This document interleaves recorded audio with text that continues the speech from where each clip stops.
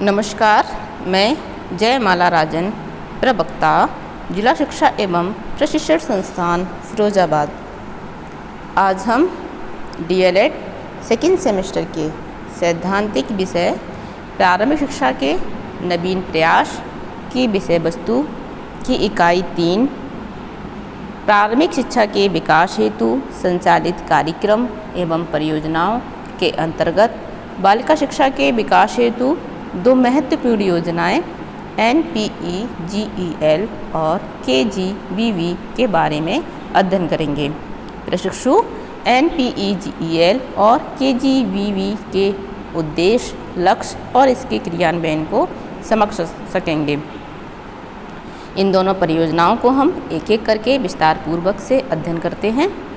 तो सबसे पहले हम लेते हैं NPEGEL के बारे में जानते हैं। NPEGEL का फुल फॉर्म है national programme of education for girls at elementary level.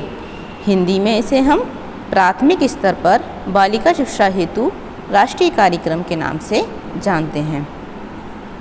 इसके कॉन्सेप्ट को समझ लेते हैं। तो मानव संसाधन एवं विकास मंत्रालय द्वारा किए गए एक सर्वेक्षण के आधार पर यह देखा गया कि शिक्षा के क्षेत्र में विभिन्न प्रयासों के बाद भी बालिकाओं का विद्यालय में नामांकन आशानुरूप नहीं है। और यह भी देखा गया कि नामांकन अगर बालिकाओं का करा भी दिया जाता है तो इन बालिकाओं की उपस्थिति अनियमित रहती है और ये बालिकाएं इसमें से कुछ बालिकाएं बीच में ही ड्रॉप आउट भी हो जाती हैं। तो इसी को ध्यान में रखते हुए सर्व शिक्षा अभियान के अंतर्गत अपवंचित और साधन विहीन बालिकाओं की शिक्षा के लिए जुलाई 2003 में यह कार्यक्रम राष्ट्रीय स्तर पर चलाया गया है।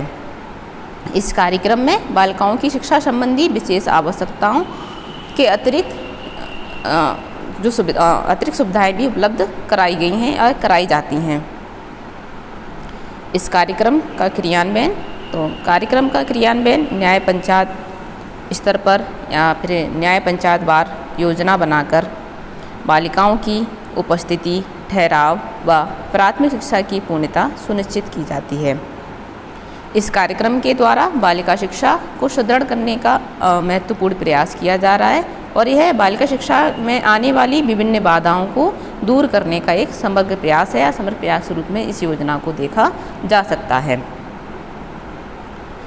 ये था इसका क्रियान्वयन। हम इसके लक्ष्य को समझ लेते हैं। तो NPEGEL योजना का लक्ष्य इसमें क्या निर्धारित किया गया है। तो कक्षा 1 से लेकर 8 तक की अपवंचित वर्ग की बालिकाओं को प्रारंभिक शिक्षा उपलब्ध कराना। दूसरा लक्ष्य है वर्ष 2007-8 तक 7245 विद्यालयों को आदर्श क्लस्टर विद्यालय के रूप में सुदृढ़ीकरण करना है।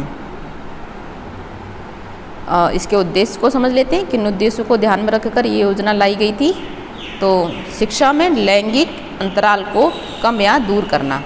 प्रायः यह देखा गया है कि जैसे कि हम जानते हैं कि भारत एक पुरुष प्रधान देश है और यहाँ बालिकाओं की तुलना में बालकों को अधिक महत्व दिया जाता है, जो कि बालिकाओं की प्रगति में एक तरह से बाधक सिद्ध होता है। तो इसी गैप को ध्यान में रखते हुए इस NPEGEL योजना को बालिकाओं की शिक्षा के लिए लाया गया है। दूसरा उद्देश्य है कि निम्न महिला साक्षरता दर वाले विकासखंड या न्याय पंचायत स्तर पर एक विद्यालय को मॉडल क्लस्टर स्कूल बनाना है। यानी कि जहाँ पर महिला साक्षरता निम्न है ऐसे विकासखंडों में या ऐसे न्याय पंचायत स्तर पर एक विद्यालय को मॉडल विद्यालय बनाना है। तीसरा उद्देश्य है कि रेमेडियल कैंप का संचालन करना, यानी गणित, अंग्रेजी और विज्ञान आदि जैसे विषयों के लिए रेमेडियल कैंप का संचालन करके इन विषय के प्रति बालिकाओं में रुचि जागृत करना। चौथा उद्देश्य असेवित क्षेत्रों या बस्तियों की शिक्षा से वंचित बालिकाओं को ब्रिज कैंप संचालित करके उनको शिक्षित करना है। यानी कि जहाँ पर विद्यालय की नहीं है या विद्यालय उनकी पहुँच से दूर है उन क्षेत्रों में कैंप चलाकर बालिकाओं को शिक्षित करना है। ये थे इन उद्देश्यों को उन्होंने अपना ध्यान में रखा। अगला है एरिया ऑफ NPEGEL, यानी कि किन क्षेत्रों में इस योजना को लागू किया गया है। तो जहाँ पर ग्रामीण महिला साक्षरता की दर राष्ट्रीय औसत से कम है और लैंगिक भेदभाव राष्ट्रीय औसत से अधिक है, उन क्षेत्रों में इस योजना को लागू किया गया।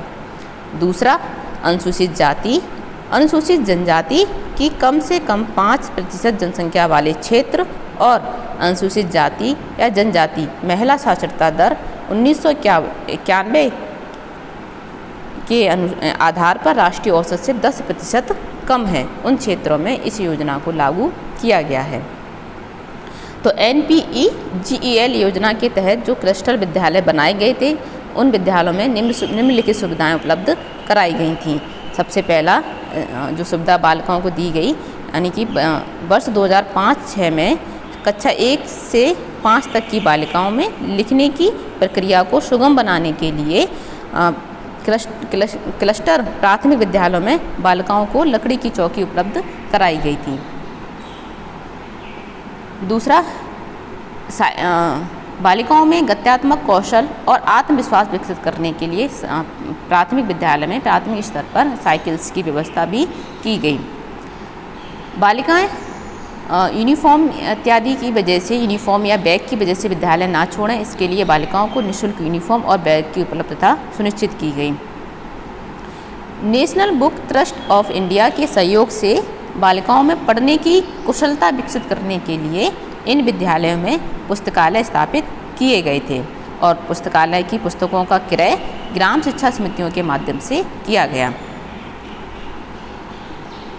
विद्यालयों में विषय अध्यापकों की कमी और लैंगिक विभेद के कारण प्रायः बालिकाएं जो हैं वो गणित, विज्ञान, अंग्रेजी के विषय में पिछड़ जाती हैं या इन विषयों में कम उपलब्धि उनके अंदर देखी जाती है। तो इन विषयों के लिए उपचारात्मक शैक्षिक सुविधाएं विद्यालय में उपलब्ध कराई गई हैं। अगला, विद्यालय में प्रोत्साहन के लिए पुरस्कार। तो वर्ष 2008-09 तक प्रति वर्ष और 9-10 में प्रस्ताव के अनुसार जनपदों में प्रत्येक क्लस्टर के सर्वोत्तम विद्यालय को दिए गए मानकों के अंतर्गत चिन्हीकृत करके पुरस्कृत किया गया है। तो ये था NPGEL के तहत जो योजना चलाई गई थी, वो बालिका शिक्षा के क्षेत्र में क्या महत्वपूर्ण योगदान रखा, उसके बारे में हमने जाना। अब हम अगली योजना बालिका शिक्षा के क्षेत्र में महत्वपूर्ण कस्तूरबा गांधी बालिका विद्यालय के बारे में जानेंगे। तो कस्तूरबा गांधी बालिका विद्यालय योजना, यह भी बालिकाओं के लिए चलाई गई है और यह योजना एक तरह से आवासीय योजना है। इसमें मुख्य रूप से बालिकाओं के लिए दुर्गम स्थानों पर आवासीय विद्यालय खोले गए हैं और इस योजना का जो प्रारंभ है जुलाई 2004 से किया गया था। यह योजना विद्यालय से दूर छोटे और बिखरे हुए निवास की स्थान की समस्या का एक समाधान भी है। पहले ये स्वतंत्र योजना थी और सन 2007 यानी 1 अप्रैल 2007 से इस कार्यक्रम को सर्व शिक्षा अभियान के साथ मिला दिया गया है और उसके साथ ही मिलाकर इस योजना का संचालन वर्तमान समय में भी किया जा रहा है। कस्तूरबा गांधी बालिका विद्यालय योजना के उद्देश्य, यानी इस योजना का लाने का उद्देश्य क्या है, तो सीधा से समझ में आ रहा है कि बालिकाओं के लिए है। तो फिर कस्तूरबा गांधी बालिका विद्यालय का मुख्य उद्देश्य विषम परिस्थितियों में जीवन यापन करने वाली अपवंचित वर्ग की बालिकाओं के लिए आवासीय विद्यालय के माध्यम से गुणवत्तापूर्ण प्रारंभिक शिक्षा प्रदान उपलब्ध कराना है। यानी कि बालिकाओं को रहकर यानी आवास प्रदान करके शिक्षा उनको प्रदान की जाती है। इन विद्यालयों में 6 से 8 तक की शिक्षा प्रदान की जा रही है अभी तक, लेकिन अब इनका उच्चीकृत भी कर दिया गया है। विशेषकर एक स्थान से दूसरे स्थान पर घूमने वाली समुदाय की बालिकाओं को भी इसमें प्रवेश दिया जाता है।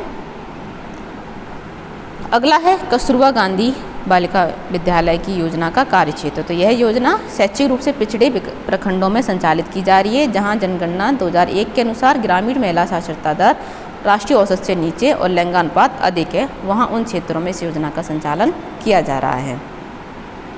कस्तूरबा गांधी बालिका विद्यालय को संचालित करने वाली संस्थाएं, यानी कौन कौन सी संस्थाएं इन विद्यालयों का संचालन करती हैं, तो जिला स्तरीय समिति DPO या डाइट के माध्यम से इन विद्यालयों का संचालन किया जा रहा है। NGO और महिला समीक्षा के माध्यम से कस्तूरबा गांधी बालिका विद्यालयों का क्रियान्वयन और इनका संचालन किया जा रहा है। KGBV के संचालन एवं पर्यवेक्षण हेतु गठित जिला स्तरीय समिति, यानी जिला स्तर पर इनका पर्यवेक्षण और इनका संचालन किन समितियों के माध्यम से किया जाता है, तो DM अध्यक्ष रहते हैं, CDO उपाध्यक्ष, प्राचार्य डाइट और BSA सदस्य और सदस्य सचिव के रूप में नामित रहते हैं। जिला कार्यक्रम अधिकारी यानी DPO सदस्य और प्रधानाचार्य GGIC सदस्य के रूप में और जिला समन्वयक सदस्य के रूप में नामित रहते हैं। साथ ही महिला समाख्या जनपदों में महिला समाख्या के प्रतिनिधि इन विद्यालयों का पर्यवेक्षण और संचालन करते हैं। कस्तूरबा गांधी बालिका विद्यालय योजना पर व्यय यानी कि यह योजना केंद्र और राज्य के संयुक्त उत्तरदायित्व से संचालित होती है और ये दोनों इस योजना पर 50-50% के अनुपात में व्यय करती हैं।